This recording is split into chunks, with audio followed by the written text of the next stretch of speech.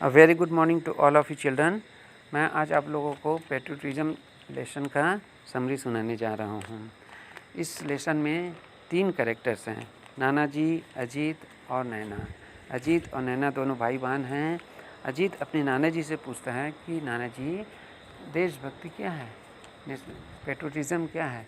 तो नैना बोलती है, इसका मतलब गांधी जी और चाचा नेहरू जैसे लोगों का जेल जाना या फिर भगत सिंह जैसे लोगों का अपने देश के प्रति शहीद होना देशभक्ति है।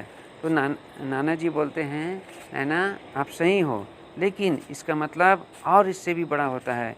देशभक्त होना मतलब केवल जेल जाना या शहीद होना ही नहीं है।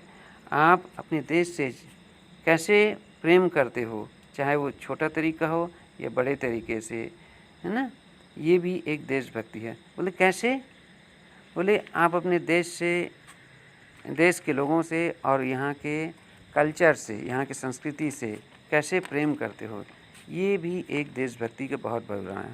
बोले बोले कैसे? तो बोले 26 जनवरी को परेड निकलता है ना, जिसमें ट्यून बजता है, तो आप लोग भी सुने होंगे ना। तो जब ट्यून निकलता है तो उस समय आप लोग कैसे खड़े हो जाते हो, एकदम शांत, और उस समय कोई हल्ला नहीं करता। तो ये भी तो एक देशभक्ति का बहुत बड़ा उदाहरण है ना। और जब नेशनल एंथम चलती है तो उस समय सब आप लोग शांत रहते हो ना। तो उस ये भी तो एक बहुत बड़ा देशभक्ति का उदाहरण है। हालांकि आजकल पिक्चर हॉल में जब नेशनल एंथम चलता है तो बहुत सारे लोग उसमें हल्ला गुल्ला करते रहते हैं। तो ये सब चीज़ को देखा गया कि लोग नेशनल एंथम का सम्मान नहीं कर रहे हैं, तो सरकार ने ये डिसाइड किया कि इसको वहाँ पे न चलाया जाए।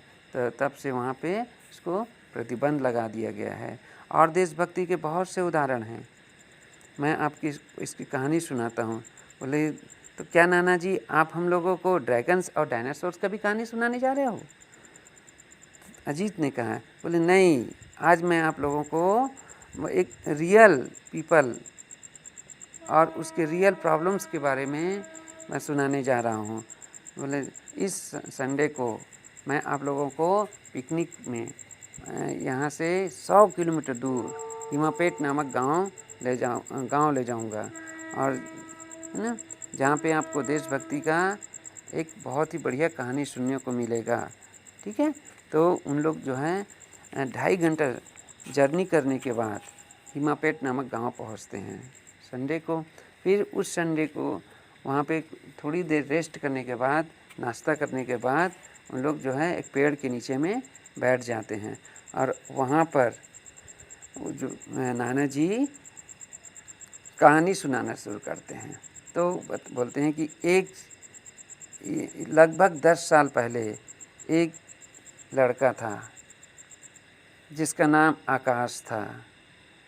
वह डॉक्टर की पढ़ाई कर रहा था, और MBBS की डिग्री तो भारत से लिया उसने, और भारत से MBBS डिग्री लेने के बाद उसको USA गवर्नमेंट ने स्कॉलरशिप देने तो वहाँ पे बुला लिया, और उसके साथ में 10 अन्य उसके दोस्त अमेरिका गए, और वहाँ से हायर डिग्री लेने के बाद डॉक्टर आकाश ने निर्णय लिया कि वो भारत लौट आएगा, और उसके दोस्त, अन्य दोस्त वहाँ पे ठहर गए।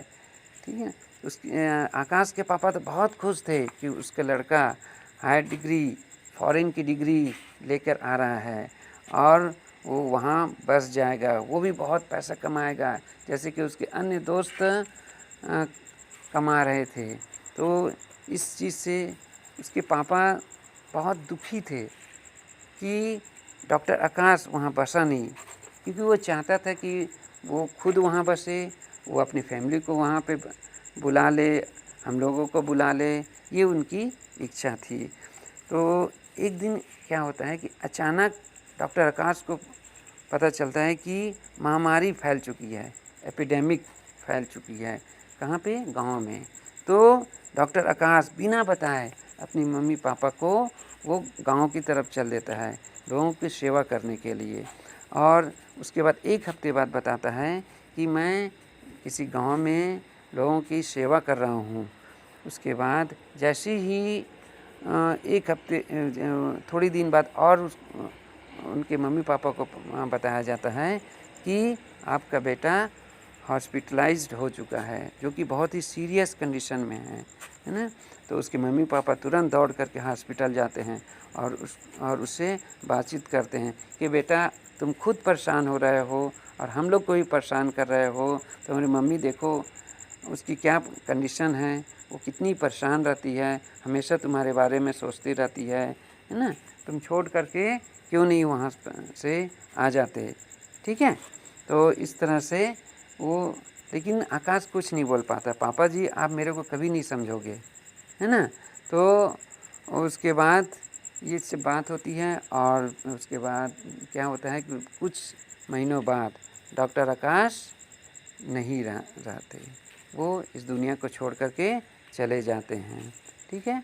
तो इस तरह से गांव वाले ये सोचते हैं कि उनको कैसे उसकी श्रद्धांजलि दिया जाए। तो उसके लिए गांव वाले वहाँ के लोकल एमएलए से, विधायक से मिल करके बहुत ही बड़ा अमाउंट इकट्ठा करते हैं और उस बड़ा अमाउंट इकट्ठा करने के बाद जो है डॉक्टर आकाश के नाम से गांव में ही एक बहुत बड़ा हॉस्पिटल बनाते हैं। तो इस तरह से गांव वाले डॉक्टर आकाश को श्रद्धांजलि देते हैं, है ना। और जब डॉक्टर आकाश नहीं रहते तो उस समय उनको किस तरह से नहीं रहते तो उनको किस तरह से परेशानी होती है, ये इस चीज़ को सब उन लोग महसूस करते हैं। तो जिसके लिए गांव वाले कुछ भी बलिदान देने के लिए तैयार रहते हैं, है ना। तो ये बहुत ही बड़ा देशभक्ति का वहाँ पे उनको उदाहरण के रूप में बताया गया है। तो आजकल आप लोग तो देख ही रहे हो, आजकल के परिप्रेक्ष्य में भी देखो, अभी कोरोना वायरस फैला हुआ है ना। तो कोरोना वायरस में फैला हुआ है तो यहाँ अभी डॉक्टर्स को देखिए ये, और पुलिस वालों को देखिए, इन लोग कैसे पूरी अपनी फैमिली को छोड़ करके इन लोग भी हॉस्पिटल में 24 घंटा सेवा दे रहे हैं।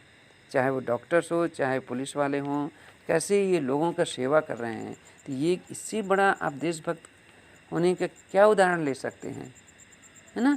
हालांकि हमारे सैनिक लोग 24 आवर्स बाउंड्री में, हमारे देश के बाउंड्री में सेवा कर रहे हैं। उन लोग तो बहुत बड़ा देशभक्त ही हैं, अगर वो नहीं रहेंगे तो हमारा देश सुरक्षित नहीं रहेगा। लेकिन यहाँ पे डॉक्टर्स को देखिए, अगर डॉक्टर्स नहीं रहेंगे तो क्या अभी की स्थिति में हम लोग सुरक्षित रह पाएंगे।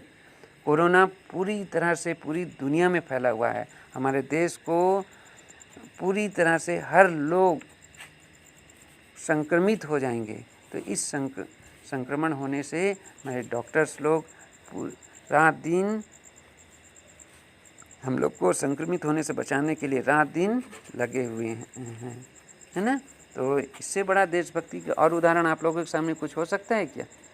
तो जैसा भी हो सके, जिस स्तर में भी हो सके, हम लोगों को हमारे देश के बारे में सोचना है, हमारे लोगों के बारे में सोचना है कि हम लोगों की कैसे सेवा कर सकते हैं, है ना। ये हमारे लिए बहुत ही बड़ा मैसेज है। ओके, तो मैं आशा करता हूँ